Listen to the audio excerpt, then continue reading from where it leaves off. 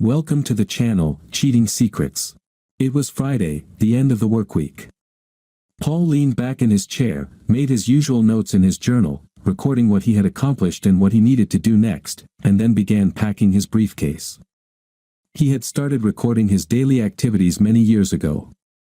Sometimes there were days when, despite all his efforts, he couldn't recall a single productive achievement by the end of the day, and simply writing that down in his journal became a powerful motivator. On good days, it was also gratifying to take a moment to document his efforts and the progress he had made. In any case, he always noted what needed to be done next, to avoid losing the ideas he had gathered during the day. This simple exercise had always helped him jumpstart his work the next morning. Jerry poked his head through the door and said, "Paul, a bunch of us are getting together for drinks and a bite to eat. Why don't you come join us?" Paul started to decline, but then thought, why the hell not? There's nothing waiting for me at home except indifference. The past month had been rough, and if Paul were honest with himself, the past 6 months hadn't been great either. His wife, Barbara, had become increasingly distant. What had started as mere absent-mindedness had slowly turned into small acts of neglect, until, in recent weeks, her remarks had begun to sound openly dismissive. When Paul first brought it up to her, she apologized, but lately she seemed more irritated by his complaints and had begun speaking to him as if he were a child. Respect seemed to have evaporated from their home, and to say that Paul wasn't happy at home would have been a gross understatement. Nevertheless, Paul thought that maybe it was just a passing phase and called his wife to let her know he would be late. Her response did nothing to warm his heart. "I don't care. I'm working late anyway. Go have dinner somewhere, or there are frozen meals in the freezer." With that, she hung up without waiting for his reply. "Which," he muttered under his breath. The gathering with colleagues turned into a dinner with friends, until, one by one, they wished each other good night and headed home. Paul was left alone and thought he should probably leave as well, although he had no real desire to do so. Being the type who was always thinking about work, he pulled a few folded sheets of paper from his jacket pocket and began taking notes, slowly finishing only his second beer of the evening. He was programming a microprocessor. The code had to be compact and efficient. Paul knew his craft well and liked to describe it as pouring a liter of beer into a pint glass without spilling a single drop. That he was absorbed in the intricacies of the code when a quiet voice behind him said, "Paul, do you mind if I join you?" He looked up, already knowing whose voice it was. Jenny. Paul couldn't suppress a smile. They had worked together for over a year, and Jenny was a smart woman with a kind heart that he found her kindness universal, and, to be honest, a little vulnerability about her that he genuinely liked. When she entered a room, a subtle warmth seemed to follow her, and she was exactly the kind of presence he needed at that moment. "I thought you had left," he said. "Well, I went to the ladies' room, and then I saw you sitting here alone." Pointing to the chair across the table from him, he said, "Please, I wouldn't mind a little company." Jenny didn't take the chair he offered. Instead, she sat down in the chair next to Paul. Looking into his eyes and then leaning in slightly, deliberately closing the distance so she could glance at his notes, she asked, "What are you working on?" Paul smiled sheepishly. "Just a fragment of code for this processor. We're trying to do too much at once." Jenny smiled. She knew about Paul's talents. "If anyone can pull it off, it's you." Paul chuckled briefly. Lately, he wasn't used to hearing many compliments. "Well, we can't let them think it's too easy, can we? Management needs to see that we can handle the toughest challenges. The impossible just takes a little longer." And so they spent the next hour. They talked about work, shared a few unflattering remarks about company management, whom they still largely respected, and then, without much ceremony, Jenny steered the conversation toward their personal lives. She spoke about her parents' and older brother's weddings and gently tried to get Paul to open up. You see, Jenny knew more than she let on. It was past 8 when the conversation began winding down. Paul finished his glass of tonic with lime. He had switched from beer earlier, not wanting to drink any more, and Jenny realized it was now or never. She wasn't experienced in these things and felt torn, because Paul was a married man, but she was determined to try. "Why don't we go to the ballroom and dance a little?" she suggested. Paul gave her a strange, embarrassed look, then Jenny added, maybe afterward you could drive me home. She was a shy young woman, and this was the boldest move she had ever made. At that moment, she felt as if she were standing at the edge of a cliff, with no firm ground beneath her. Paul hesitated. I really should be getting home. Barbara is probably making dinner for me. It was a lie.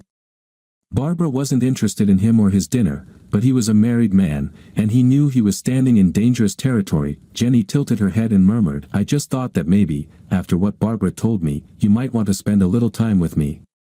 That single statement hit Paul like a heavyweight boxer's punch. What do you mean, after what Barbara told you? Jenny looked at him, sadness and embarrassment in her eyes. It's just.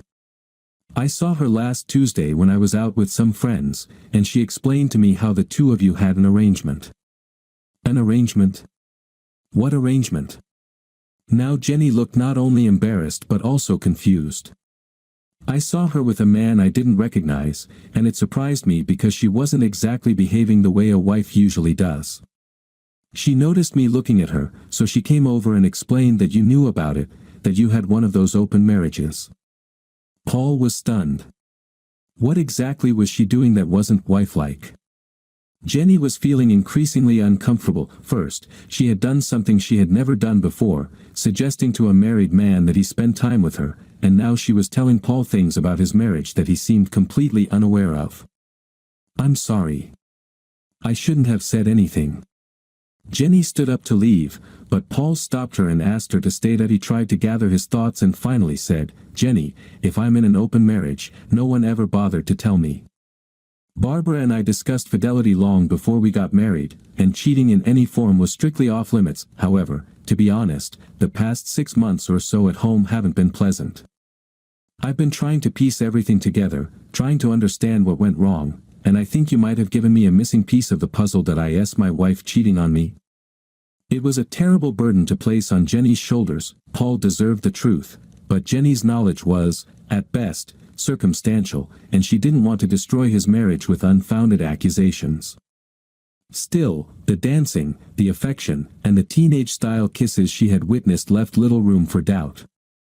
I don't know, she said carefully, but if I had a husband behaving the way she did, he wouldn't stay my husband for long. Paul was lost in thought, unsure which direction to take. This new information began to make sense of the last few months. Barbara was having an affair, and it was consuming all her waking hours. And no wonder she no longer had time for her husband. Her mind was occupied by another man. Paul slammed his fists on the table. Which? This time it wasn't quiet. Paul shouted, and everyone in the room heard it. Jenny flinched, her eyes filling with tears. Oh no, not you. Not you. Paul exclaimed. He knew what he had to do. Standing there, facing the room, and seeing everyone staring at him, he spoke loudly enough for all to hear. Sorry, everyone. My friend here just gave me some bad news. Then, turning to Jenny, who looked stunned, he continued, she's a wonderful woman and a good friend. I didn't mean her. I would never mean her, you know that, Jenny, don't you? I would never call you that. Jenny nodded, tears now streaming down her cheeks. She was mourning for her friend and the pain he was feeling. Paul sat down and took Jenny's hands in his. You know I would never call you that, right? You're a sweet, wonderful woman, and I'm honored to call you my friend. Now Jenny smiled through her tears and leaned in to hug him. Wiping her face, she asked, what are you going to do? Paul had never imagined himself facing anything like this. I don't know. I could confront her, but would she even tell the truth? Jenny slowly shook her head. Anyone who cheats will lie, she thought. Maybe I should hire a private investigator. But how much would that cost? He fell into deep thought. My God, could she have brought him into our home? Paul couldn't tell whether he was thinking rationally or letting his imagination run wild, so he forced himself to steady his breathing, all the while wondering if there could be another explanation. For a while, they sat together, talking and thinking, but they reached no real conclusions. Eventually, it was time to leave, and they walked out together. Paul, I'm ashamed of what I said earlier, Jenny said. Paul was puzzled. About what? He honestly couldn't recall anything Jenny had said that might have offended him. There was deep embarrassment in her voice. I invited you to my home. That I've never done that before with a married man. That it's just. She couldn't finish the sentence. Paul embraced Jenny and whispered in her ear, that was the sweetest compliment I've ever received, and the greatest temptation. He stepped back to look at her. If Barbara is cheating on me, I will file for divorce. That I won't live with a cheater. He gave a sad smile. If I end up alone, you'd better be ready, because I'll come for you. You are, without a doubt, the kindest woman I've ever met. That you're smart, funny, and you have a big heart. That it's a shame I didn't meet you sooner.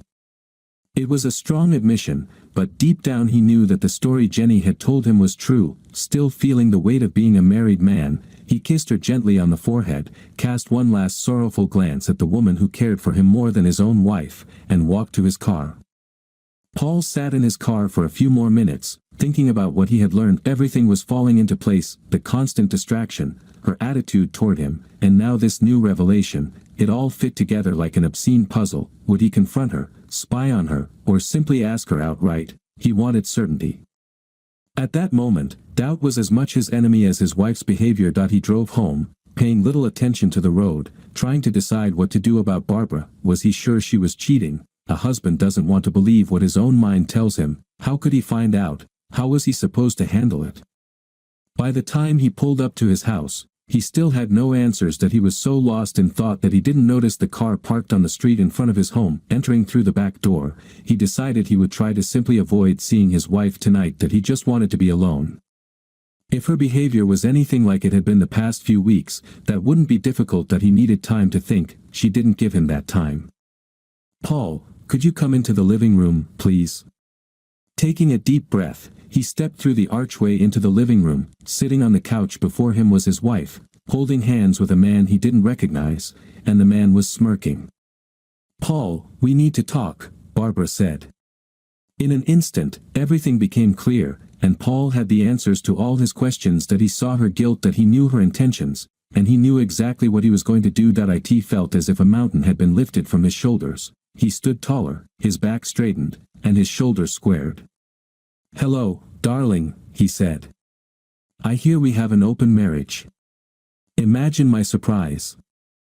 It isn't hard to guess what happened next. Paul went through the divorce in a way he could never have imagined before. He now saw Barbara in an entirely new light, and it was not a flattering one. For her part, she was deeply hurt by how quickly and easily Paul erased her from his life. She had long lived under the illusion that she loved two men, and the collapse of that dream left a lasting mark on her life.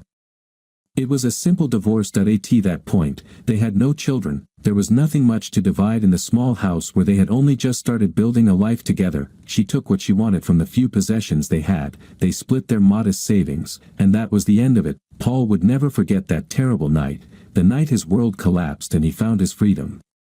6 months later, shortly after the divorce was finalized, Paul approached Jenny and asked, Jenny, would you like to go out to dinner and maybe dance a little this weekend? For many years to come, he would remember the same 1,000-watt smile she gave him, and he would never grow tired of it. Don't judge Jenny too harshly. Pursuing married men was never her way. She saw a man she admired, and decided he deserved better. Once Paul was free, everything fell naturally into place. Thank you for being with us. And if you're one of those who watches silently, just leave a like. It helps new stories come to light.